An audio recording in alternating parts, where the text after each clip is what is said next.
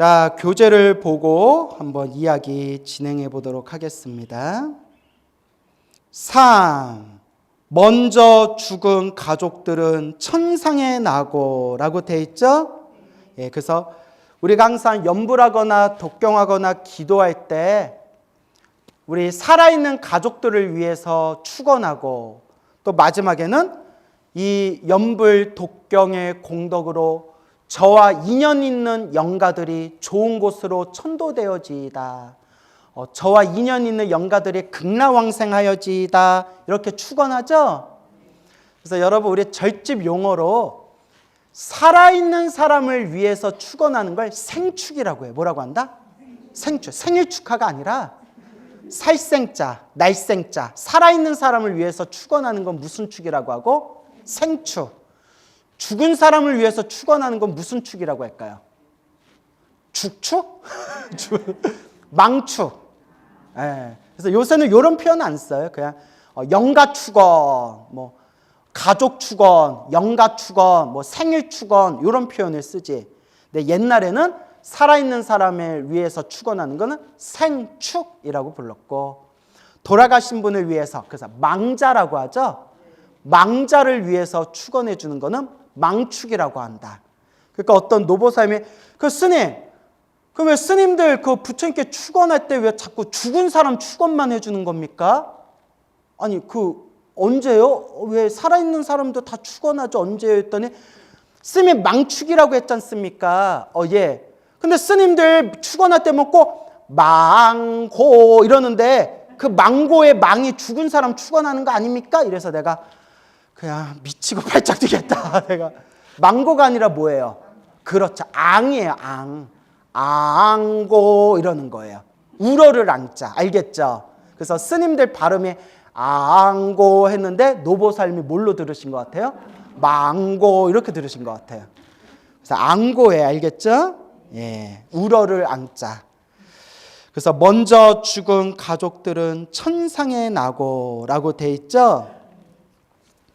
어느 거사님이 계셨는데 참 이런 얘기도 조심스러운데 왜냐면 타종교 얘기라서. 근데 뭐 기독교 신자들이 제 방송 볼 일은 없잖아요. 근데 기독교 신자들이 제 방송 볼 일이 없는데 가끔 타종교인들이 악플다는 경우가 있어요. 주 예수 하나님밖에 없고 광우야 너는 죽어서 유황불에 떨어진다 뭐 이러고. 그래서 보는 게 아니라 보지도 않고 악플다는 것 같아요. 그죠? 보지도 않고 악플다는 인간들이 있는 것 같은데 그냥 그러려니 해야죠. 그렇죠? 우리는 너그럽잖아요. 쟤네들은 쫌스럽잖아요. 우리는 너그러우니까 뭐 그냥 그러려니 해야 되는데 어느 점잖은 거사님이 계셨는데 아버지가 목사님이었대요. 아버지가 목사님이었고 아버지 어머니 다 세상을 떠나시고 자기 형제도 목사님이래요. 그런데 당신은 지장경을 7번을 사경했대요. 깜짝 놀라가지고 아니 집안이 기독교 신자고 아버지가 목사님이신데 어떻게 이렇게 부처님 가르침을 만나서 지장경을 사경하시냐 하니까 아버지가 목사님이라서 자기가 교회를 안 다닌대요. 너무 실망스러운 모습을 많이 봐서 너무 많이 봐서 자기가 기독교가 싫대요. 되게 양심적인 분이죠. 그렇죠.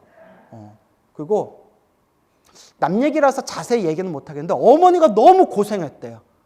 그러니까 아버지가 싫고 목사님이 싫어진 이유 중에 하나가 어머니가 너무 고생하는 모습을 많이 봐서. 그러니까 좀 아버지가 목사라서 밖에서는 사람들한테 항상 막 존경받는 모습으로 좋은 그런 모습으로 사람들을 밖에서는 대했는데 그래서 바깥에서는 양반이다 이런 속담 있잖아요. 밖에서는 양반이다. 집에서는 그렇게 엄마를 힘들게 했대요. 어머니를. 그러니까 뭐 어머니 힘든 모습, 아버지가 목사지만 그런 앞뒤가 다른 가식적인 모습에 이제 그냥 교회를 떠나게 됐대요. 그러다 어찌어찌해서 지장경을 만나게 됐고 지장경을 사경하게 됐는데 일단 사경하니까 마음이 너무 편안하더래요. 그리고 지장경을 보다 보니까 돌아가신 부모님이 천도되는 내용이 많잖아요. 그죠? 어머니를 위해서 지장경 사경을 많이 했대. 어머니를 위해서. 그래서 몇 번 이상 사경했다? 7번 이상 사경했다는데 어느 날 이제 사경을 7번 다 할 때쯤에 생생한 꿈을 꿨는데 꿈에 돌아가신 어머니가 나타나셨대요. 어머니가 너무나 편안하고 밝고 환한 모습으로 나타나셨대요. 어머니가. 근데 깜짝 놀란 게 어머니가 일을 하고 계신데 너무나 환하고 밝은 모습으로 일을 하고 계시는데 공양간에서 자원봉사를 하고 계시더래요. 절 공양간에서. 그래서 딱 이렇게 말씀드렸죠. 어머니가 천도되신 겁니다. 그래서 공양간에서 자원봉사한다는 건 어떤 의미겠어요? 부처님 은혜로 천도가 되어가지고 어머니, 천도되신 어머니가 부처님과 지장보살과 인연을 맺은 것 같습니다. 뭐 이렇게 그냥 제가 제 나름대로 해몽을 해드린 적이 있었어요. 그러니까 뭐 그분이 뭐 맞는지 아닌지 모르겠지만 그렇게 해몽을 해드리니까 뭐 되게 기뻐하고 좋아하시더라고요. 그래서 먼저 죽은 가족들은 천상에 나고. 그래서 제가 이런 얘기를 많이 들어요. 스님, 이런 질문을 많이 받았어요. 제가 부처님 법을 만난 뒤에 영가천도가 중요하구나라는 걸 알게 돼서 우리 돌아가신 아버지, 돌아가신 어머니 천도제 올려드리고 싶은데 타 종교, 다른 종교를 믿고 계셨는데 천도제 올려도 됩니까? 우리 아버지, 어머니 교회 다니시고 성당 다니셨는데 백중 때 위패 올려도 되는 겁니까? 근데 여러분 아직 불교 공부를 깊이 안 한 분들은 헷갈릴만 하죠. 네. 된다 안 된다? 맞아, 이제 공부 제대로 하셨네. 아무 상관없어요, 여러분. 중생 입장에서 종교가 같다 다르다 중생 입장에서 따지는 거지 부처님이나 지장보살 입장에서 보면 똑같은 중생이에요. 뭔지 알죠? 똑같은 중생이에요. 그러니까 우리 부처님은 너무 대단하세요. 내가 저쪽 신을 믿는 타종교인들이 좀스럽다라고 표현했죠. 좀스러워요. 왜냐? 얘네들은 사고방식이 아무리 착하게 살아도 지옥에 떨어진대요. 그런 얘기 많이 들었죠? 아무리 착하게 지내도 자기 신을 믿지 않으면 지옥에 떨어진대요. 그리고 한 번 지옥에 떨어지면 다시는 구해줄 수가 없대요. 영원히 유황불 속에서 괴로움을 당해야 된대요. 그게 무슨 사랑이야. 자기네들은 신을 사랑이라고 가르치잖아요. 그죠? 그게 무슨 사랑이야. 진짜 사랑은 이유를 불문하고 내가 만든 나의 피조물들이 지옥에서 고통받고 있으면 그걸 구제해 주는 게 사랑이죠. 그죠? 그래서 좀스럽다고 하는 거예요, 쟤네들을. 어디 가서 내가 이런 얘기 했다고 하지 마세요. 근데 불교는 부처님을 믿었건 안 믿었건 착하게 살아도 어디에 태어난다? 하늘색에 태어난다고 가르쳐요, 불교는. 부처님을 안 믿어도 착하게 살면 자기가 지은 업 따라서 하늘색에 태어난다. 그리고 우리 지장경 공부해서 알겠지만 불교의 자비는 부처님을 믿건 안 믿건 지옥에 떨어진 중생조차도 내가 다 제도하겠다. 이게 불교의 자비예요. 대자대비. 여러분 지장경 보면 지장보살이 지옥에 떨어진 중생 제도하는데 어디 보자. 지옥에 떨어진 중생을 제도하는데 너는 교회 다녔으니까 너는 탈락. 너는 성당 다녔으니까 너도 안 돼. 너 절에 다녔어? 어디 다녔어? 헬로부다에서 강의 들었어? 오케이, 너 1순위. 이렇게 따져요, 안 따져요? 모든 지옥에 떨어진 모든 중생을 남김없이 내가 다 제도하겠다. 이게 불교의 자비예요, 대자대비. 이런 대자대비 입장에서 보면 쟤네들이 말하는 사랑은 좀스러워요. 제 말이 틀렸습니까? 그렇죠, 여러분. 그래서 이번 생 부처님 법 만난 게 너무나 우리가 위대한 가르침을 만난 거예요. 지옥에 떨어진 중생까지 다 제도하겠다. 이런 가르침이 다른 종교에 없어요. 여러분 수많은 종교학 서적을 보면서 지옥에 떨어진 중생까지 내가 다 제도하겠습니다. 중생이 다 성불하는 그날까지 나는 성불하지 않겠습니다. 이런 가르침이 있는 종교가 없어요. 본 적 있어요, 없어요? 없어요. 불교밖에 없어요. 세상에 이런 종교가 어디 있어요? 좋죠. 부처님 가르침이 참 좋아요. 이렇게 좋은 부처님 법을 만났는데 마음이 휘리릭 꺾여가지고 다른 종교로 간 사람들을 우리가 뭐라고 표현하느냐? 업장이 두껍다. 뭐가 두껍다? 업장이 두껍다. 참 업보가 두꺼운 사람들이에요. 결국 자기 이념법대로 살아간다. 뭐대로 살아간다? 이념법대로. 그래서 여러분, 우리는 타종교하고 싸울 필요 있어요. 알겠죠? 타종교인들하고 싸울 필요가 없어요. 왜냐? 불교 입장에서는 저 타종교인들도 우리가 구제해야 할 중생이에요. 싸울 일이 아니라 우리가 언젠가 완전한 깨달음을 얻어 모든 중생 구제하고자 할 때 저 타종교인들조차도 우리가 마땅히 구제해야 할 불쌍한 중생들이다. 이게 불교의 자비사상이에요.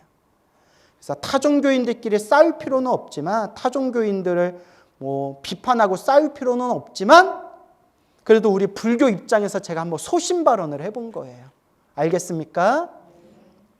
제 말을 듣고 맞아 광우스님 말이 맞아. 부처님의 가르침은 너무나 위대해.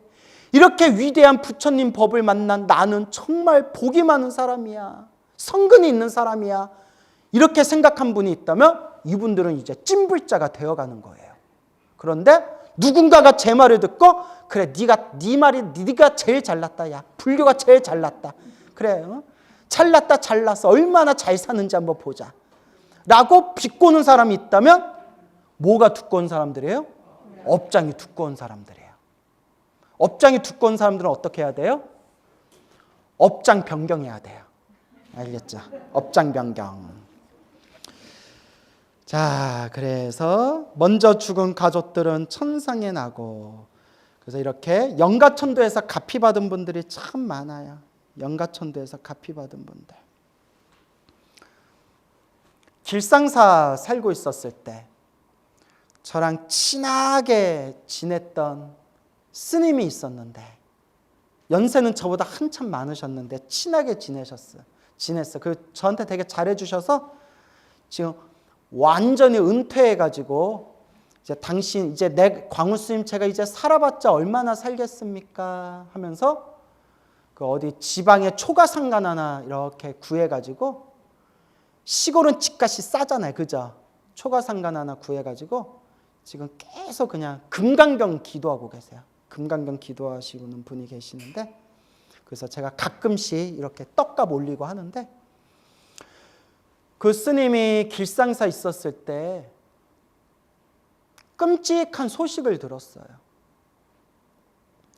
친동생이 오랫동안 보지 못하고 연락이 끊겼던 친동생이 어느 날 이제 연락이 왔는데, 경찰서에서 연락이 온 거예요. 경찰서에서 연락이 왔는데 끔찍한 얘기인데 요 얘기를 해야 이야기가 진행이 돼서 마지막에 제가 이렇게 좀 끔찍한 얘기는 구체적으로 얘기를 안 하려고 하는데 여러분들 꿈자리 뒤숭숭할까 봐 요 얘기가 포인트라서 얘기한 거예요. 칼에 찔러 죽었대요. 보통 같으면 불의의 사고를 당했다 이렇게 표현할 텐데 칼에 찔러 죽었다라는 게 포인트예요. 칼에 찔러서 이렇게 죽었는데, 살해를 당했는데 범인은 잡혔고, 그래서 동생아 그 경찰서에서 이제 연락이 온 거예요. 이제 신분 확인 이런 것 때문에.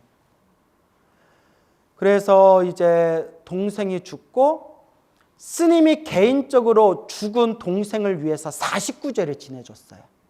49제를 지내줬는데 다 지내지는 않고 막제만 지내고 대신 49일 동안 매일매일 하루도 빠뜨리지 않고 금강경 독송을 해주고 사시축원 때마다 부처님 불의의 사고로 세상을 떠난 저의 동생 아무개가 부디 극락왕생 영가천도되어지이다 발언하면서 49일 동안 매일매일 금강경 독송을 해주고 그래서 시간이 많으면 더 해주고 시간이 없어도 한 2, 3독 이상은 매일 했대요.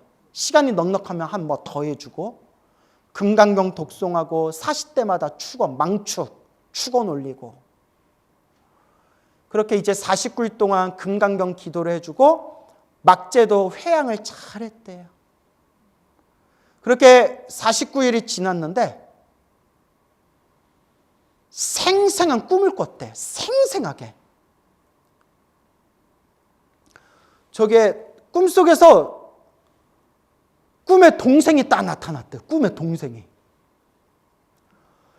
추레한 모습에 배에 칼이 꽂혀 있더래요. 그래서 제가 칼 얘기를 한 거예요, 여러분. 끔찍하지만. 동생아 하면서 스님이 이렇게 싹 안아줬대요. 스님이 다 안아주면서 이렇게 내가 너를 위해서 기도했으니까 좋은 데 가라 하는데 이렇게 안고 있는데 동생 배에 꽂힌 칼이 스르르르 하고 빠져나오더래요. 칼이 툭 하고 배에 꽂혔던 칼이 탁 빠져가지고 깜짝 놀라서 쳐다보니까 추레했던 동생의 얼굴이 밝고 환하더래요. 칼이 빠지면서 동생의 얼굴이 환해지면서 환한 미소를 지으면서 마치 나 이제 좋은 데 가니까 형 고마워 걱정하지 마 라는 듯한 그런 환한 미소를 지으면서 인사를 하면서 저 허공의 빛 속으로 사라졌대요. 그 잠에서 딱 깨신 거예요. 정말 그런 꿈 처음 꿔봤대요, 스님이. 그 얘기를 저한테 직접 해주면서 스님 이거 영가천도 아닙니까? 100% 이거 영가천도라고. 내가 막 감동받아가지고. 놀랍죠? 정말 이 힘이 있다니까요. 이 불보살 가피의 힘이 있어요. 나는 이런 얘기를, 그러니까 내가 전생에 복을 엄청 많이 줬나 봐. 나는 지금 평생 하는 일이 이런 얘기 수집하고 다니잖아요. 그리고 이런 얘기를 막 신도님들한테 전하고 있잖아요. 얼마나 복이 많아요. 얼마 전에도 완전 대박 가피 이야기를 연달아 들었거든요. 그건 나중에 썰을 풀게요. 네? 나중에 또 썰을 풀 거. 너무 놀라워. 너무 놀라워. 이런 얘기를 자꾸 들으니까 안 믿을 수가 없어요. 정말 부처님 가피가 있어요. 단 기도를 많이 했는데도 나쁜 일이 생기는 거는 왜 그렇다? 크게 받을 업보를 어떻게 받는 거예요? 작게 받는 거예요. 아시겠죠? 그리고 마지막으로 하나만 더 말씀드리면 어느 비구니 스님이 계셨는데 6.25 때 제 기억이 맞는지 모르는데 6.25 때 아버지하고 이렇게 떨어졌대요. 그리고 이 한국에서 이제 머리 깎고 한국이라 표현했죠. 남한에서 이제 머리 깎고 비구니 스님이 되셨는데 항상 마음에 아버지가 살아계시나 아버지가 돌아가셨나 그게 항상 마음에 걸렸대요. 보고 싶은 아버지. 소식은 알 수가 없고 살았는지 돌아가셨는지. 그러다 지장경을 딱 보니까 지장경에 나오죠. 우리 어머니가 돌아가셔서 어디에 태어나셨는지 알고 싶습니다 하면서 다 기도하는 내용이 나오잖아요. 지장경에. 나와요 안 나와요? 나와요. 그냥 모르는데 나와요 이러시는 거 아니죠. 우리 지장경에서 다 배웠잖아요. 그래서 느낀 바가 있어서 지장기도를 열심히 했대요. 지장기도를. 우리 아버지가 어디에 태어났는지 알고 싶습니다. 우리 아버지가 살았는지 돌아가셨는지 알고 싶습니다. 우리 아버지가 돌아가셨으면 어디에 태어났는지 알고 싶습니다. 간절하게 몇 개월 동안 지장 기도를 했대요. 그러다가 근데 이것도 무슨 인연법인가요? 꿈을 꿨는데 자기가 꾼 게 아니라 자기하고 같이 절에 있던 친한 스님이 꿈을 꿨대요. 친한 스님이 딱 꿈을 꿨는데 웬 할아버지가 나타났대요. 나타나서 계십니까? 그러니까 그 친한 스님이 대신 꿈을 꾼 거예요. 예, 무슨 일이세요, 할아버지? 아, 내가 여기 절에 계시는 아무개 스님 아버지 됩니다 하고 꿈에 나타났대요. 오. 아무개 스님 아버지인데 스님을 만날 수가 없어서 제가 대신 스님을 만나러 왔습니다. 뭐 왜인지 모르지만 무슨 인연법이 있나 봐요. 예, 내가 좋은 곳에 있으니까 아무 걱정하지 말라고 좀 대신 전해 주십시오. 예, 제가 대신 전하겠습니다. 그러니까 자기가 그 스님 아버지입니다 라고 했던 그 할아버지가 고맙습니다. 제가 좋은 곳에 있으니까 걱정하지 말라고 그 우리 따님 되는 그 스님에게 전해 주십시오 하고 인사하고 딱 이렇게 몸을 돌려서 길을 걸으시는데 느낌이 이상해서 자세히 보니까 걷는 걸음마다 연꽃이 피더래요. 걷는 걸음마다 연꽃이 피면서 싹 이렇게 길을 떠나는 그 뒷모습을 보면서 잠에서 딱 깨고 그날 그 스님한테 가서 지장 기도하면서 우리 아버지 어디에 가셨는지 알고 싶습니다 했던 그 스님한테 자기 꿈 얘기를 해주고 나서 그때서야 아, 우리 아버지가 이미 돌아가셨구나. 돌아가셨는데 그 연꽃을 밟고 길을 떠나셨다는 거 보니까 좋은 곳에 가셨구나 하면서 그런 신비한 이야기를 저한테 직접 전해주신 그런 스님이 계셨습니다. 아, 놀랍죠, 여러분? 너무 신기하죠? 나는 이런 얘기를 너무 많이 듣지만 들을 때마다 놀라워요. 들을 때마다 놀라워요. 또 여러분들 나중에 아유, 우리 스승이었던 우리 광우 스님 나보다 먼저 가셨는데 어디 태어났는지 알고 싶다. 우리 광우 스님 맨날 극락왕생 노래 불렀는데 뭐 극락세계 가셨을 텐데 뭐 극락세계 가셨겠지만 그래도 궁금하다. 그래서 내가 기도 한번 해보자.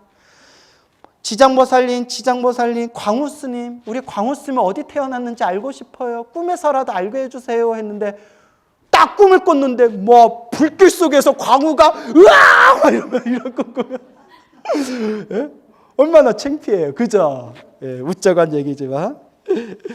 자, 그래서 여러분 제가 지금 들려드린 이야기는 하나도 제가 지어낸 얘기가 아니에요. 물론 좀 재밌게 표현하려고 제가 양념은 좀 쳤지만 하나도 지어낸 얘기가 아니에요. 제가 직접 들은 얘기예요. 믿습니까, 여러분?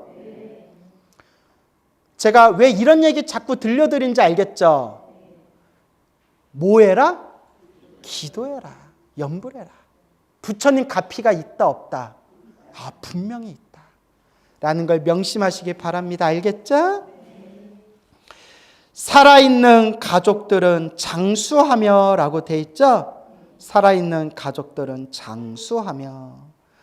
그래서 우리가 항상 뭐 수명장수 스님들이 축원할 때 뭐 관제구설 소멸, 뭐 수명장수, 뭐 자손 창성, 복덕구족 막 항상 이렇게 축원 올리죠. 그래서 수명장수 건강하게 오래 사는 것도 누가 지은 업이에요? 내가 지은 업이에요, 여러분. 내가 지은 업의 인연입니다. 그래서 전생에 살생을 많이 한 사람은 이번 생에 사람으로 태어나도 단명을 하거나 오래 살아도 몸이 아픈 업을 많이 받는데요. 그 전생에 살생업을 짓지 않고 방생을 많이 한 사람들, 공덕을 많이 닦은 사람들은 이번 생에 몸이 건강하고 수명장수를 하게 된대요. 그래서 우리가 큰 스님들 법문 보면 몸이 많이 아프거나 건강이 안 좋거나 단명살이라는 소리를 듣거나 가족 중에 아픈 사람이 많으면 방생공덕을 많이 지어라 라는 얘기했어요. 무슨 공덕? 방생공덕을 많이 져라. 그래서 요새는 또 방생하기가 힘드니까 요새는 아픈 사람에게 보시를 많이 해라. 아픈 사람들 있잖아요. 그래서 아픈 사람들한테 그러니까 보시해라. 뭐 이런 얘기들이 있죠. 그래서 제가 방송에서도 여러 번 얘기했는데 우리 아버지 스님이 제가 몇 번 물어봤는데 출가하기 전부터 단명살이라는 얘기를 많이 들었대요. 그래서 제가 아버지 단명한다는 얘기를 누구한테 들었어요? 그러니까 뭐 사주팔자 봐도 뭐 단명살이 있으니까 건강 관리해라 이런 얘기도 듣고 무당한테도 그런 얘기 많이 들었어. 무당한테도 그런 얘기 들었어 이러시더라고요. 그러다가 이제 머리 깎고 출가하셨는데 꿈을 꾸셨는데 신묘장구 다라니 기도를 엄청 열심히 하셨거든요. 제가 여러 번 얘기했죠. 목탁이 몇 개 부서질 정도로 정말 신묘장구 다라니 기도를 열심히 했고 꿈에서도 신묘장구 다라니 부를 정도로. 그러다 한창 기도 열심히 할 때 꿈에 저승사자가 나왔대요. 저승사자가 왔는데 저승사자가 우리 아버지한테 이렇게 절을 했대요. 우리 아버지한테 이렇게 이제 절을 해서 아버지도 이렇게 얼떨결에 같이 저승사자하고 맞절을 했대요. 그 저승사자가 우리 아버지한테 이렇게 절을 하고 싹 저승사자가 사라졌는데 꿈속에서 저승사자가 사라지는 순간 온몸에 막 힘이 넘치면서 꿈에서 태산 있죠, 산. 태산, 백두산, 한라산 이런 큰 산을 막 뛰어넘으면서 허공을 날아다니는 꿈을 꿨대요. 그리고 잠에서 딱 깼는데 연세가 드신 지금 생각해 보니까 그때 자기 업보가 딱 바뀐 것 같더래요. 저승사자가 절을 하고 사라진 그 꿈 이후로 자기 단명살이 딱 바뀐 것 같더래요. 단명살의 기준이 60을 넘었냐 못 넘었냐로 친대요. 60을 못 넘으면 단명살이라고 한대요. 그래서 옛날에 항상 무슨 잔치 했어요? 환갑잔치 하고 있죠. 근데 요새는 하도 환갑 넘긴 사람이 많아서 환갑잔치 안 한다면서요. 칠순잔치는 해도. 칠순도 요새 안 해요? 예, 미안해요. 죄송합니다. 예, 저도 건너들은 얘기해요. 칠순잔치도 안 하거든요. 그래서 요새 팔순잔치 하나요? 예. 그래서 잘 몰라서. 그래서 그렇게 꿈에서 저승사자가 절을 하고 사라지는 꿈을 꾸고 그때 막 온몸에 막 에너지가 넘쳐서 막 산을 뛰어넘고 허공을 막 날아다니는 꿈을 꾸면서 지금 생각해보니까 그때 업이 딱 바뀐 게 느끼는데 문제는 아버지께서 지금 70 중반이 넘어가시는데 그래도 지금 의사가 건강관리 잘한다라고 얘기할 정도로 건강을 유지하면서 잘 살고 계시지만 여기서 중요한 게 있어요. 평생을 아프셨어요. 우리 아버지 징글징글하대. 야, 아파도 이렇게 아플 수가 없다고. 평생을 아프셨어요. 와, 진짜 우리 아버지 병원비로 쓴 돈 모았으면 지방에 건물 하나 졌을 거예요. 우스갯소리로. 평생을 아프셨어요. 이게 중요해요. 우리 아버지 스님도 하시는 얘기인데 자기가 지은 업보는 피할 수 있다 없다. 그래서 단명살은 사라졌지만 당신이 전생부터 지었던 그 단명해야 될 수명이 짧았던 그 업보를 대신 뭘로 갚고 있는 거다? 몸이 아픈 걸로 크게 받을 걸 작게 받고 있는 거다. 그러니까 그렇게 아프셨는데 연세가 드실수록 오히려 건강해지세요. 체력은 약해졌지만. 그래서 하시는 말씀이 나는 지금 너무 행복하다. 나는 지금 너무 행복하다. 내가 왜 이렇게 몸이 아픈가 했는데 크게 받을 걸 어떻게 받았던 거다? 업장소멸하던 과정이다. 크게 받을 걸 작게 받은 거다. 라고 하시는데 그래서 우리 아버지 스님이 몸이 그렇게 아프면서도 쓰러질 듯 다시 몸이 되살아나는 그런 수많은 가피들이 있어요. 다 얘기를 못할 정도예요. 신묘장구 다라니를 정말 간절히 기도하셨거든요. 그런데 작년에 여름에 서울 삼성병원에서 큰 담석이 발견됐어요. 담석. 여러분 담석 아픈 거 아시죠? 애 낳는 것보다 아프대요.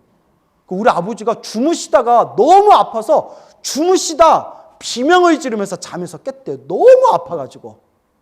나중에 삼성병원에 갔더니 그 담석이 발견됐는데 그 담석을 레이저로 부셔야 된대요. 그래서 의사가 담석이 이게 좀 이게 작지 않다고 이거 큰 편이라고. 그리고 우리 아버지가 아프다니까 우리 신도님이 직접 자가용으로 운전해서 우리 아버지 옆에서 케어해가지고 딱 삼성병원에 가서 그 신도님이 의사한테 직접 들었는데 우리 아버지하고 직접 들었는데 일주일 후에 의사가 딱 하는 얘기가 작년 여름에 있었던 일이에요. 스님, 담석이 싹 사라졌어요. 담석이 흔적도 없이 사라졌대요. 우리 아버지가 겪은 일이에요. 이래도 기도 안 할 거예요, 여러분? 이래도 기도 안 하는 사람은 내가 할 말이 없다, 내가. 작년 여름에 그래서 아버지 담석의 흔적도 없이 싹 사라지셨어요. 얼마나, 여름 내내 얼마나 아팠는지, 야, 진짜 아프더라. 야, 정말 내 살다 평생을 아팠지만 그렇게 아파 본 적이 없었다. 그래서 내가 인터넷 찾아봤더니 담석이 엄청 아프대요. 그 아팠던 담석이 서울 삼성병원에서 딱 CT에 담석이 발견됐는데 일주일 후에 다시 갔는데 레이저로 부셔야 되니까 담석이 싹 사라졌어요. 아시겠죠? 믿습니까, 여러분? 예. 제가 이런 이야기를 하는 거는 여러분들 뭐 하라는 뜻이에요? 부처님 믿고 기도해라 라는 뜻이에요. 선생님, 저 기도 열심히 했는데도 몸도 아프고 집안에 자꾸 우환이 생겨요. 우환청심만 먹어도 해결이 안 돼요. 여러분은 답을 아시죠? 크게 받을 업을 어떻게 받는구나? 작게 받는구나. 우리 아버지가 꿈에서 저승사자가 절을 하고 사라지고 꿈에서도 신묘장구다라는 일을 다다다다다다 목탁치면서 기도할 정도로 간절하게 기도했는데도 평생 몸이 아프셨잖아요. 그렇게 기도를 많이 하셨는데도 어쩜 저렇게 몸이 아프셨냐는 거예요. 그래도 몸이 아픈 와중에도 죽을 듯 살아나고 갚이 받을 건 다 받았어요. 다만 크게 받을 걸 어떻게 받은 거예요? 작게 받은 것이다. 요 믿음을 꼭 갖추시기 바랍니다. 아시겠죠? 그래서 농사를 짓는 땅에는 풍년이 들며 집안은 언제나 편안하며 먼저 죽은 가족들은 천상에 나고 살아있는 가족들은 장수하며 5번째, 구하는 바가 뜻대로 이루어지며. 여러분 마음속에 구하는 바가 있어요, 없어요? 있어요? 구하는 바가 있어요? 구하는 바가 있는 사람은 비방이 있어요. 비둘기한테 먹을 걸 많이 주세요. 비둘기가 어떻게 울어요? 구구구구구구. 웃어줘서 고마워요. 이거 굉장히 썰렁해질 수 있는데 앞에 있는 분이 막 웃어줘서 고맙네. 자, 이제 웃자간 말이고, 여러분 요새 공원 같은 데 가니까 큰 현수막에 비둘기한테 절대 먹을 거 주지 마세요. 과태료 물립니다. 있더라고요. 그죠, 여러분? 그래서 비둘기한테 먹을 거 많이 주세요. 이거 완전 농담이에요. 또 이 얘기 잘못 듣고 이거 한국말 끝까지 긁고 또 아싸 오늘부터 비둘기 먹을 거 줘야겠다. 그러다 걸려서 과태료 내지 말고 웃자간 말이에요. 예. 구하는 바가 뜻대로 이루어지며. 자, 요거는 다음 시간에 또 자세히 설명드리겠습니다. 오늘 여기서 마치겠습니다.